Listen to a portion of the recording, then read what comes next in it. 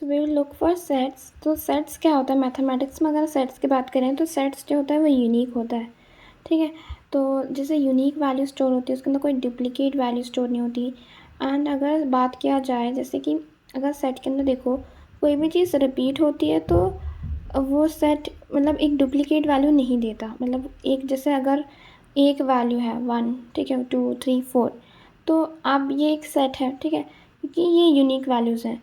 तो मैथमेटिक्स के अंदर सेट का वो कुछ मतलब जो सेट होते हैं वो यूनिक होते हैं, जो डिफाइंड होते हैं। मतलब जैसे कि अगर एक बुक है, ठीक है, वो बुक एक यूनिक है और उसका कोई भी डुप्लीकेट नहीं है, तो वहाँ पर ये सेट होता है। बट अगर आप पाइथन के अंदर बात करो तो पाइथन जो है सबसे पहले तो जो उसकी भी की वैल्यूज़ है, मतलब इसके अंदर की वैल्यूज़ हैं, तो उसकी जो वैल्यूज़ होती हैं जो सेट के अंदर वो जो होती है इम्यूटेबल होती हैं, मतलब आप उसको चेंज नहीं कर सकते। तो क्वेश्चंस पे आते हैं इंटरव्यू में कि सेट के अंदर हम क्या स्टोर नहीं कर सकते, क्योंकि मैंने आपको बताया देखो सेट होता है म्यूटेबल, ठीक है, बट सेट की जो वैल्यूज़ होती है वो इम्यूटेबल होती है। तो अगर आप ये चीज़ समझो कि आप क्या क्या स्टोर करा सकते हो सेट के अंदर, आप एक स्ट्रिंग स्टोर करा सकते हो, एक इंट स्टोर करा सकते हो, एक टपल स्टोर करा सकते हो, एक फ्लोट स्टोर करा सकते हो, एक बुलियन स्टोर करा सकते हो। क्या आप सेट के अंदर लिस्ट और वो डिक्शनरी स्टोर करा सकते हो? नहीं, क्योंकि मैंने आपको क्या कहा, वो चीज़ें म्यूटेट हो जाती हैं, ठीक है, लिस्ट और डिक्शनरी। बट यहाँ पर ये इम्यूटेबल है, मतलब सेट के एलिमेंट्स को आप चेंज नहीं कर सकते, वो एक यूनिक होते हैं और उनके अंदर कोई डुप्लीकेट नहीं होता, ठीक है। तो सेट का सिंटैक्स क्या होता है वो आप देख लेते हैं।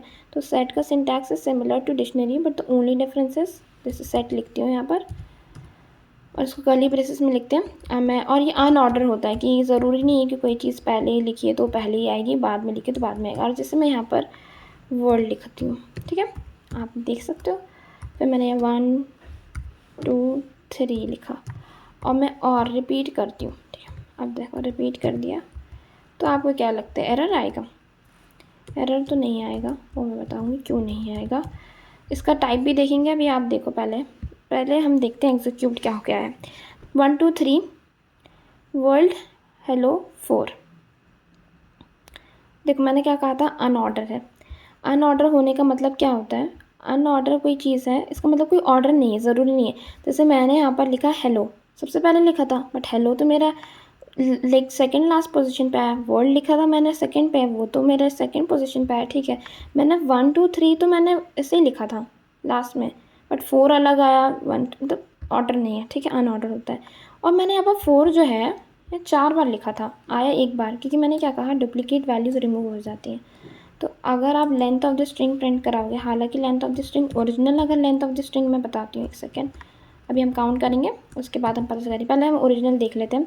तो देखो 0, 1, 2, 3, 4, 5, 6, 7, 8। अब देखो आप क्या होगा यहाँ पर 6, यहाँ पर उसने सारी की सारी अनऑर्डर हटा दी है, मतलब जो कि जितनी भी डुप्लीकेट वैल्यूज़ थी वो सारी हटा दिया उसने, ठीक है। मतलब जितनी भी, जैसे एक ही बार 4 को इंक्लूड किया उसने। देखो अभी अगर मैं इतना लिखूँ तो देखो कितना आता है, लेंथ ऑफ द स्ट्रिंग अब आ गई 6, पहले भी 6 थी अभी भी 6 है, क्योंकि उससे कोई फ़र्क नहीं पड़ता आप कितनी बार रिपीट कर लो उसको, ठीक है।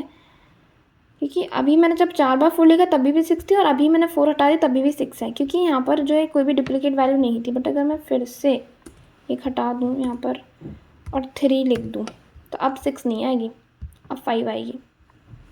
तो ओरिजिनल वाली से देखो अगर आप काउंट करो तो 0, 1, 2, 3, 4, 5, ठीक है। और इससे पहले मैंने काउंट किया तो 8 आया था, ठीक है। तो ये हो गया है लेंथ ऑफ द स्ट्रिंग। और डिक्शनरी लेंथ सेट के अंदर आप क्या नहीं स्टोर करा सकते हैं, लिस्ट और डिक्शनरी, क्योंकि वो म्यूटेट हो जाते हैं और सेट जो होता है उसकी वैल्यूज़ जो है ओरिजिनली आती है, मतलब डुप्लीकेट वैल्यूज सारी रिमूव हो जाएंगी, ठीक है।